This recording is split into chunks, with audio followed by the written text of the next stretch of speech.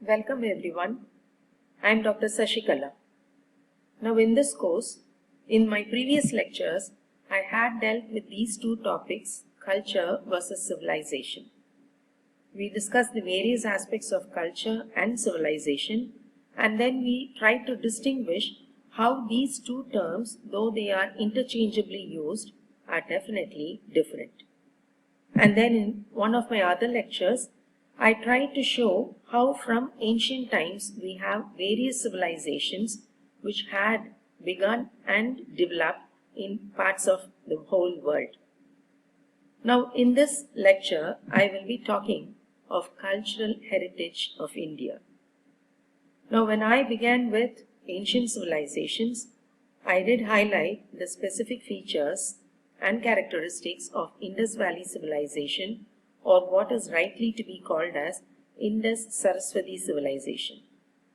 Now as Indians who have been living in India from birth, we should not just think of the present moment of our life, but rather we have to understand the greatness of our culture. As Indians, every one of us has the duty to understand what is the cultural heritage of India.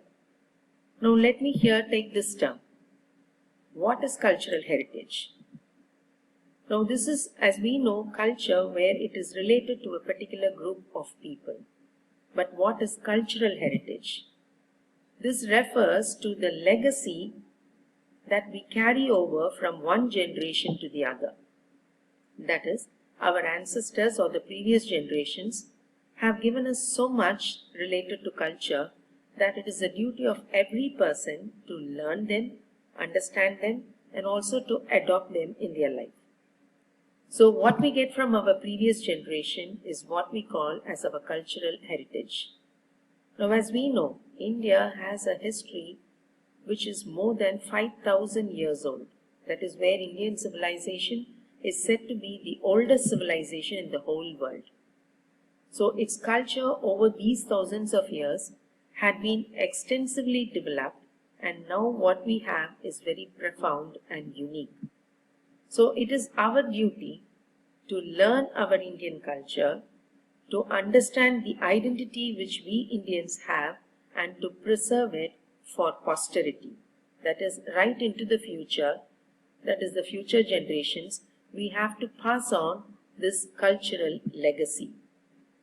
Now broadly speaking of cultural heritage, we can call what we can see as tangible heritage and what we can only understand and realize as intangible heritage.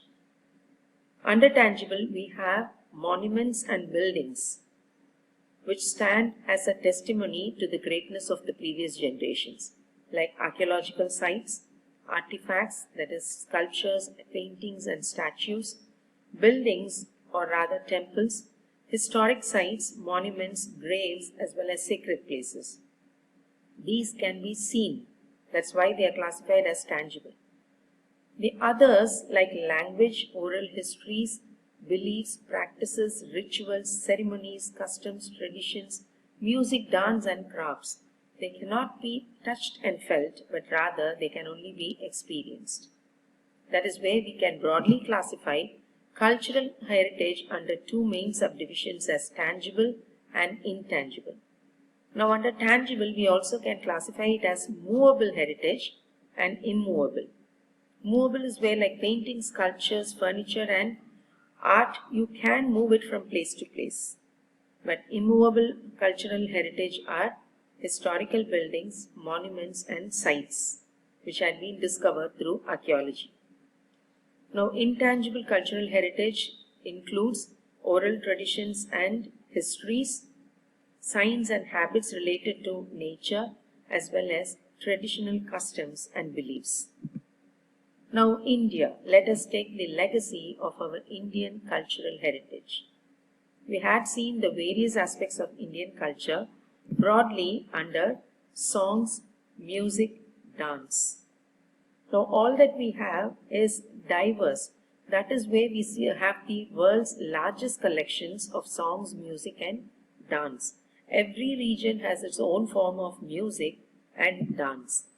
Also, we have dramas or literature being written, where again you have performing arts as well as folk traditions. Then we can take the rituals and beliefs and customs of our Indian people, which is again very diverse.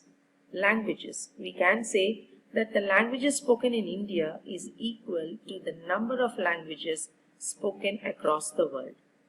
And also in each language you have various dialects or the way people use the same language. Now coming to paintings and writings. Every language has its own literature. So we have the largest volume of literature in the whole world.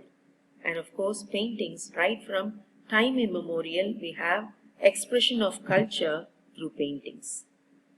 Now here I am going to argue why as Indians we need to understand our legacy first. It is very necessary that we understand ancient traditions, including ancient texts. We all are familiar with these words, Vedas and Upanishads. But what are they? What are the teachings which are contained in the Vedas and Upanishads? Let me first discuss Vedas, and then I will move down to Upanishads. Now Vedas, as we understand, they are large religious texts written in Sanskrit. And these Vedas, they are broadly classified as the Rig Veda, the Yajur Veda, the Sama Veda and the Atharva Veda. Now each of these Vedas, they talk about practices and beliefs of the people. Now what then are the Upanishads? Upanishads are texts where they concentrate more on the Brahman. In India, we understand that there are many gods and goddesses. But we have to understand that India believes in Ekam Sat Bahuda Vipraha Vadanti. That is, there is only one God, people call it by different names. So, Upanishads try to help us to understand that there is only one God, which is Brahman. That is, the omnipresent and omnipotent spiritual being, which is pervading the entire universe. So, Upanishads helps us to concentrate on the ultimate reality, that is the Brahman.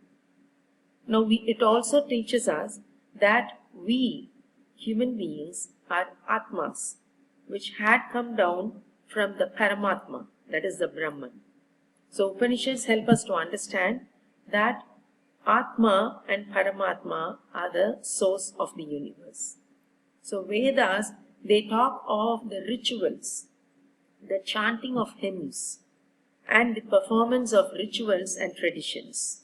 Whereas Upanishads, they teach us the secret of life. That is where we have to understand that we are just souls traveling in this earth, where at the end of the travel, our destination would be to reach the Paramatma. So again in Upanishads you have various texts, but mainly Upanishads talk of Brahman, Atma, as well as the means of salvation. So this is the primary intent of the Upanishads. Now next, moving on to the Bhagavad Gita and Yoga. Now again we need to understand what these two mean. Now let us first talk about Gita. Now Bhagavad Gita, as we can understand, is a synthesis. We know where the Bhagavad Gita was given. During the Kurukshetra war, Lord Krishna understood the mental trauma of Arjuna, and he brought himself to preach what the duty of Arjuna is and how he should perform it in the war. Now the Bhagavad Gita does not just talk of consoling Arjuna, it teaches us the values of life. It also talks of 4 yogas. Through these yogas, Lord Krishna tells us that we have to perform dharma in our life. Now Hindus truly are basing their religion on dharma, not just on gods and goddesses. How to live a righteous life is what Gita preaches. Now while Lord Krishna talks of dharma, he talks of these 4 yogas: Karma Yoga, Bhakti Yoga, Raja Yoga and Jnana Yoga. Now these are the 4 pathways he talks of by which a human soul can reach Paramatma. Karma Yoga, you do your everyday duty, that is itself a penance, a yoga you do. Bhakti Yoga is where you place your faith on God and through that faith you try to reach salvation. Raja Yoga is where you perform various rituals. You learn the Vedas, you learn the hymns and you chant them frequently through which you can attain salvation. And the last Jnana Yoga is where you get knowledge and through that you try to perform your dharma.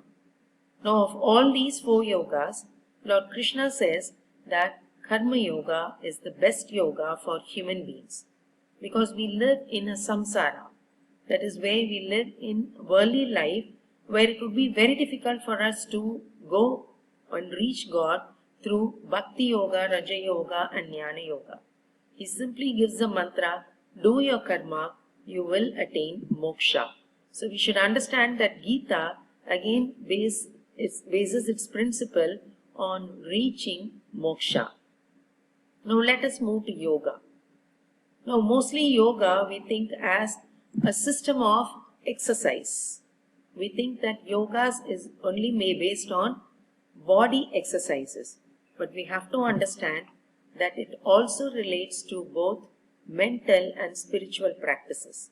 So yoga is not just a set of physical activities, it also through the physical activities enables us to train our mind as well as our spirit. Now Patanjali's text, Yoga Sutra, is said to be the exponent of yoga practices. Now while we perform yoga, that is the physical, mental and spiritual practices, we will get right knowledge, we will know what the right action is and also we will train our personality by adopting the right behaviors and practices. Now these are the famous ancient philosophers. We definitely need to know them because we have to understand that India is a land which had been for thousands of years and all the people who had lived before us, they were not just common human beings. They were very knowledgeable people. They were actually intellectuals. For their time, they were far advanced in knowledge and wisdom.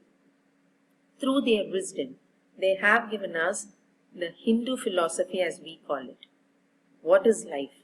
What is the meaning of life? What is the Atma? What is moksha? What is the dharma everyone has to follow? This is where they have given us Indian philosophy.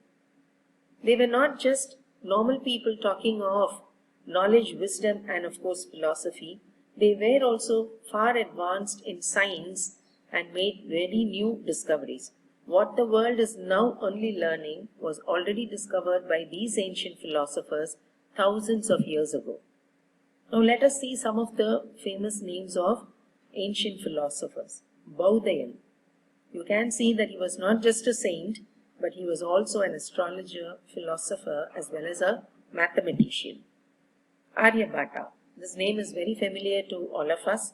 He was a mathematician as well as an astronomer who studied the entire universe. Now, Bhaskaracharya was again a mathematician.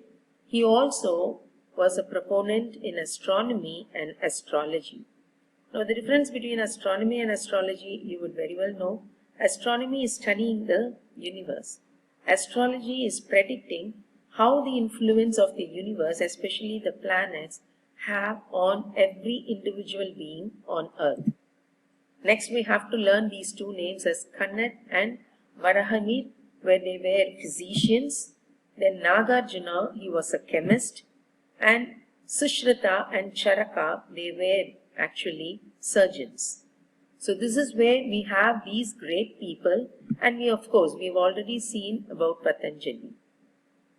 So we have to understand the greatest of Indians in our prehistoric times. They were far advanced than what we are experiencing in the present day world. Now let us next talk about the caste system in ancient India. Of course, the present caste system in India is deplorable. We have made so many divisions in the society where we are discriminating people in the name of caste. But we know that in ancient times, caste system was based on social structure. the jobs people did was how they were classified in ancient caste system. Now in the Vedic Indian society, caste was called as Varna. Now this is where the Varnas were Brahmanism, Kshatriya, Vaishya and Shudra. Now why were these social structures created? This is where a newborn child was brought up in a particular tradition. That is where a newborn child's hereditary roots were fixed. So it simply means class, order and type and not divisions in people. That is how the present caste system is dividing and discriminating people. But in ancient times we just had class where each newborn child was placed in a group of people where they did particular jobs. So social structure was mostly occupational. So every child born in this Varna was expected to follow the customs and beliefs of that Varna and also to perform their duties according to the system. So the ancient caste system was devised simply to do their duties. So understand that Varnas mean duties, that is in the attainment of moksha. Already I spoke of karma yoga. By doing your duty, you can attain salvation. So here you see that caste system was also established whereby every child born in the caste can do its karma and attain moksha through its dutifulness. Now let me next talk about the dynasties of ancient India. We know that kingdoms were established long back, especially after the fall of the ancient Indus Saraswati civilization. Now these kingdoms, they were called as Mahajanapadas. From 6th to 4th century BCE, we find that these kingdoms encompassed a large area of the Indian subcontinent. So after the Indus Valley civilization came to an end, large cities rose in India and again kings started ruling vast dynasties. Now these are some of the ancient dynasties we can know of. Now here I will just list a few ancient kings for you. We know that the Indian subcontinent again was divided as North India and South India.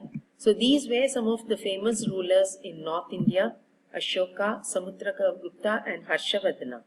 And in South India we had these famous rulers. Now in South India again you had various kingdoms like Pandyas, Cholas and Cheras.